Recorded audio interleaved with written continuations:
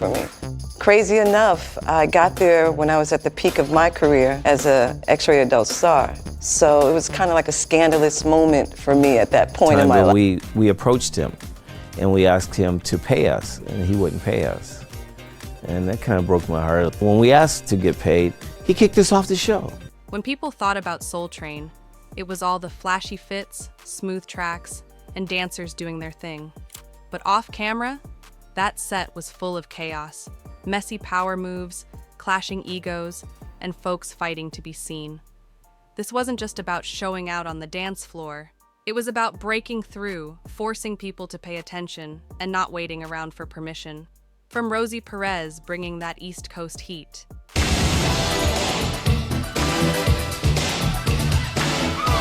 To Shabba-Doo leaving the stage to chase bigger dreams in Hollywood. You know, when you're part of a group and you try to start over again, it's pretty hard.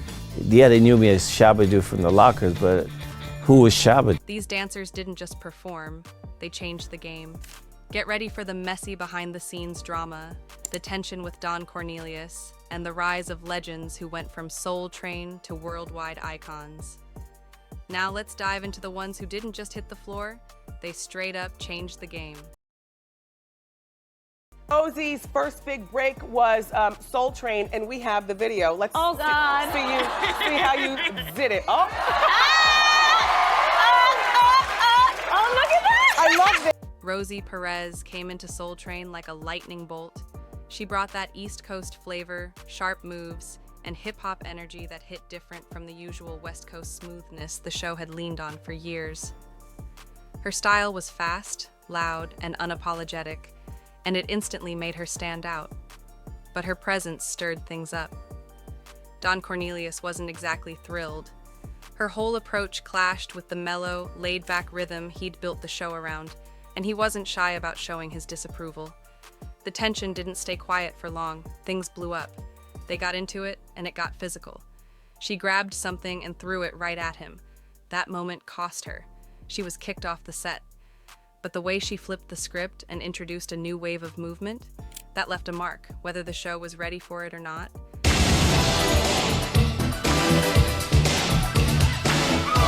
On top of everything else, Rosie always felt a little out of place on that set. She was a loud, proud Latina from the East Coast, dropped into a scene that was mostly LA-born and bred. The energy was different, the style was different, and so was the way people moved, and she felt that. It wasn't just about dance steps either. The way she expressed herself didn't exactly get a warm welcome.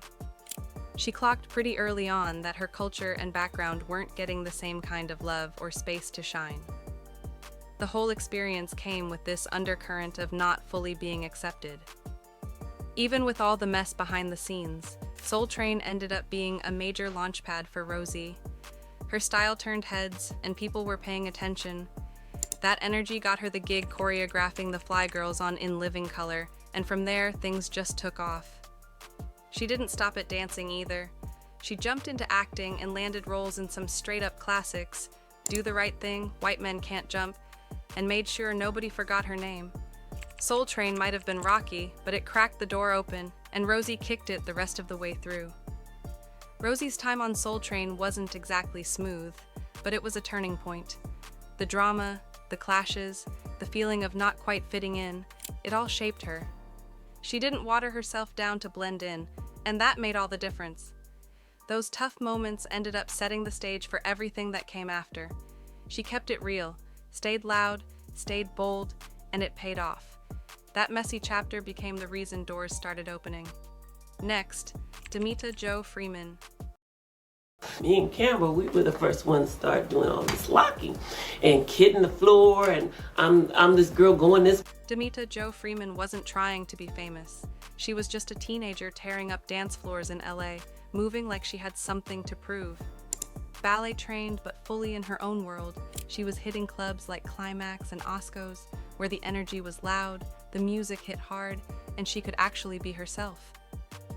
That's where Pam Brown spotted her, just another night out, and suddenly she was on a whole new path. She didn't audition the normal way. Demita didn't need to. Her style was unpredictable, wild in the best way, and completely different from anything Soul Train had seen. No one taught her those moves. She made them up as she went, and it worked. It really worked. She went from dancing in heels at the club to being one of the most unforgettable faces on TV. And even though the lights were on her, recognition didn't always follow. The freedom she brought to the stage, that was hers, and she held on to it, even when the industry didn't know what to do with her. Demita showed up and shook things up, fast. Not even a couple episodes in, she ended up front and center during a live performance with Joe Tex, totally unplanned. He reached out mid-song, she took his hand, and boom, she was on stage.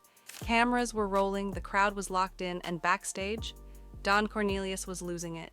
He kept motioning for her to step down, but she wasn't going anywhere. Joe kept going, so she did too. That moment wasn't choreographed, and that's exactly why people couldn't stop watching. Demita wasn't just another dancer. She moved like she made the rules, switching it up on the spot and making everything look effortless. While everyone else was sticking to routines, she was out there turning the whole thing into her own playground. Of course, that didn't always sit well with the higher-ups, aka Don Cornelius. Her energy clashed with the more polished look the show was aiming for. It was a constant tug of war. Her doing her thing, them trying to keep it tight. But that spark? That was all her, and no one could copy it. Nobody could box Demita in, not even close. She had another big moment when James Brown, mid-performance, yanked her on stage to dance with him. No warning, no heads up, just go time. She didn't even know the song, but that didn't matter. She locked into the beat and let it guide her. That was her thing, moving straight from instinct, no planning, no second guessing, and somehow it always hit.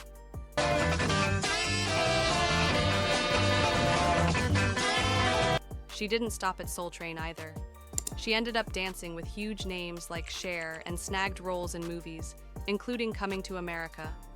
But while she was out here making moves, literally, she noticed dancers kept getting pushed to the back, treated like extras in their own craft.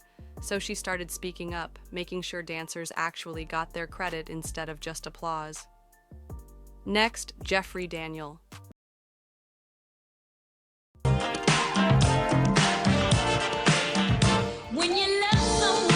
Jeffrey Daniel wasn't just a dancer in Shalimar, he was a game changer. Known for his slick moves and electric energy, he wasn't just about looking cool. He was fighting to have some creative control in an industry that loved to box artists in. Shalimar started out as a project by Don Cornelius and Dick Griffey, meant to ride the Soul Train wave. At first, it was all about session singers. But once Daniel and Jody Watley joined, the group finally clicked. It wasn't just about the music anymore. It was about setting trends, bringing style, energy, and, of course, some serious dance moves into the spotlight. Even with all the success, Daniel and Watley hit a wall. They both felt boxed in by Shalimar's management, which wasn't really giving them room to flex their creativity. Looking back, Daniel admitted that their ideas were getting pushed aside, and it started to mess with their flow. Eventually, both realized they needed to take control of their own careers and artistic freedom, so they bounced from the group, and that bold move set them up for their own solo paths. Daniel's influence didn't stop with Shalimar. It went straight to Michael Jackson. After catching Daniel's sick moves on Soul Train, MJ got inspired to learn the backslide, which would go on to be known as the moonwalk. Daniel was the one who showed him how to do it, and when MJ busted it out during his Billie Jean performance, it became legendary, locking its place in dance history. While the details of Daniel's issues with Don Cornelius are kind of fuzzy, one thing's for sure: the control over Shalimar's creative direction was a major problem. Both Daniel and Watley wanted more freedom to do their own thing, which eventually pushed them to go their separate ways.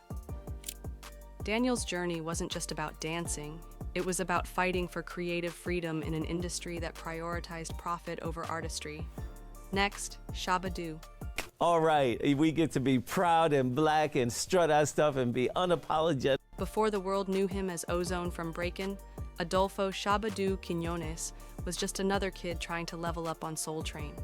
He started off dancing with the Soul Train gang, soaking up every second of screen time like it was gold.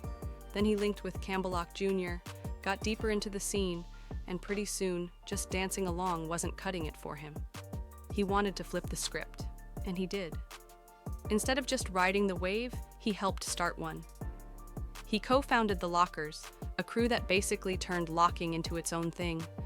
All those sharp stops, the snappy poses, the over-the-top energy, that was them. They weren't just following trends, they were the trend. Forever. The original members of the Lockers, Don Campbell Campbell, Fluky Luke, Campbell Jr., Slim the Robot, the guy that most people. The Lockers blew up fast. They were everywhere, and suddenly, Soul Train wasn't the biggest thing in the room anymore. That shift didn't exactly go over well behind the curtain. Word was Don Cornelius wasn't loving the fact that Shabba-Doo and the crew were outshining the very stage they came up on. The backstage energy got weird, and eventually it got to the point where Shabba-Doo dipped out for good. But we approached him, and we asked him to pay us, and he wouldn't pay us. And that kind of broke my heart. But he didn't just walk, he launched. He landed that lead role as Ozone in Breakin' and its sequel, and suddenly the kid from Soul Train was front and center in a dance movie boom. And he wasn't just popping and locking on camera, he was behind the scenes calling the shots too.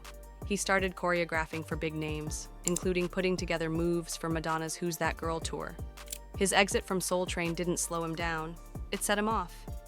Even with everything he pulled off, that tension with Don Cornelius never really faded. It just kind of sat there, unspoken but heavy. One of those classic behind-the-scenes messes where creative egos clashed and never quite bounced back. Still, Shabba-Doo left behind more than just drama. Every lock, every freeze, every kid who tried to spin on kitchen tiles after watching him, that was him. Next, Heather Hunter. For me. Crazy enough, I got there when I was at the peak of my career as an X-ray adult star. So it was kind of like a scandalous moment for me at that point. Heather Hunter's journey was anything but conventional. She made a name for herself as a dancer on Soul Train, bringing mad energy and catching eyes from 1990 to 1992. But what many didn't know was that while she was dancing on TV, she was also diving into the adult film world.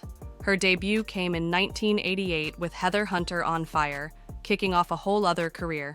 Having two totally different careers at once was pretty unheard of, especially back then. It made people stop and stare, and not always in a good way. While she was killing it in adult films, the public couldn't really wrap their heads around her being a Soul Train dancer and an adult star. It was a clash of worlds that left her with a mixed public image. Things started getting awkward when Heather's two worlds collided. That, in my hair, I was having so much fun. By 1992, Heather was done dancing on Soul Train. Whether she left on her own or was quietly shown the door isn't super clear, but as her adult career blew up, it seemed like a natural shift. Either way, it was a soft exit. No big drama, just a parting of ways as her path took a different direction. Next, Cheryl Song. But I never thought I wasn't black. Why would I be on Soul? Cheryl Song caught everybody's attention the second she hit that Soul Train line. Long hair flowing, red fits on point, and dancing in heels like it was nothing. But what really made her stand out? She was the only Asian face in a sea of black talent, and that wasn't something viewers were used to. Her presence shook things up, and not everybody was cool with it. People sent hate mail, questioning why she was even there, but she kept showing up, week after week, dancing like she belonged, because she did. Don Cornelius saw what she brought to the show and didn't let the noise get in the way. He backed her, and that support meant everything. Cheryl didn't say much, but her moves said plenty. Even inside the studio, it wasn't all smooth. Some folks in the dance circle weren't totally sold on her at first. Cheryl didn't exactly fit the usual Soul Train look. Her style was its own thing, and not everybody knew what to make of that. But she didn't flinch. She kept showing up, going full out, letting the dancing do the talking. Over time, the same people who once gave her side eyes started giving her props. She carved out her lane and became part of the show's DNA. After Soul Train, Cheryl popped up again in Bobby Brown's Don't Be Cruel video, catching folks off guard in the best way. Next, Jody Watley.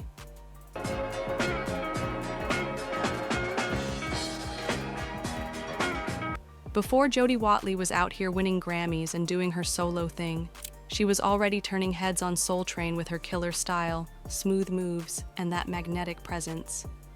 It was this exact energy that caught the eye of Don Cornelius and Dick Griffey, who tapped her and Jeffrey Daniel to join forces and create Shalimar.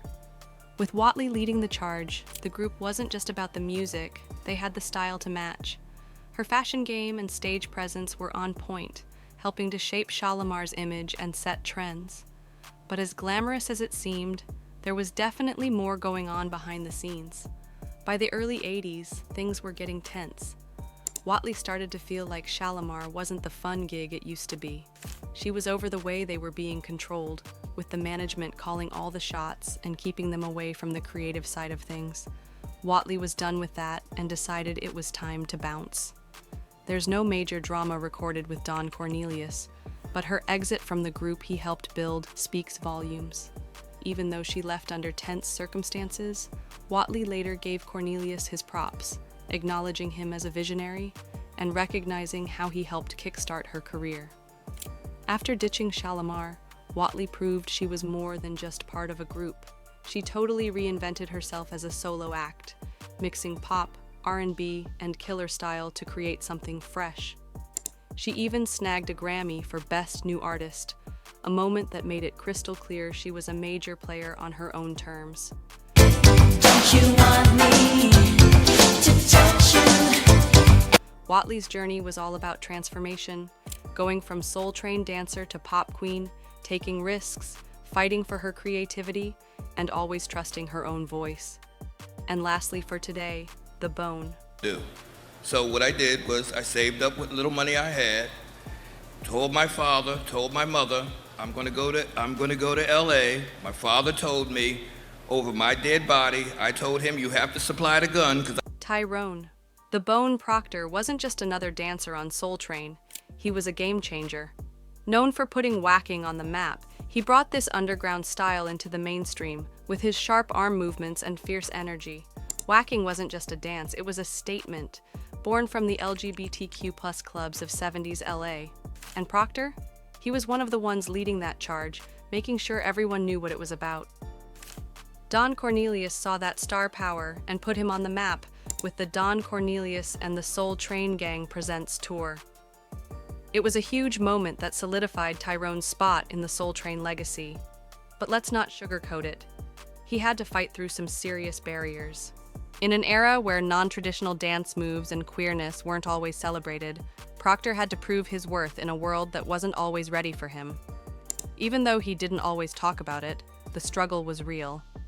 He also wasn't afraid to speak his mind. He was super open about how Soul Train dancers got the short end of the stick behind the scenes. But hey, that exposure did wonders. It helped him build a career that took him around the world, from China to Argentina. His relationship with Don Cornelius was a bit of a mix. There was a lot of respect for the opportunities Cornelius gave him, but things weren't always smooth. Case in point, after winning a car on American Bandstand, Soul Train's rival, Proctor realized he couldn't even afford the taxes to keep it. So he turned to Cornelius for help. And even though there was some tension from the rivalry, Cornelius came through, covering the taxes. Tyrone wasn't just a dancer on Soul Train. He took his skills worldwide, working with artists like Jody Watley and teaching whacking to people everywhere. He wasn't just moving to the beat, he was shaping culture and changing how people saw dance.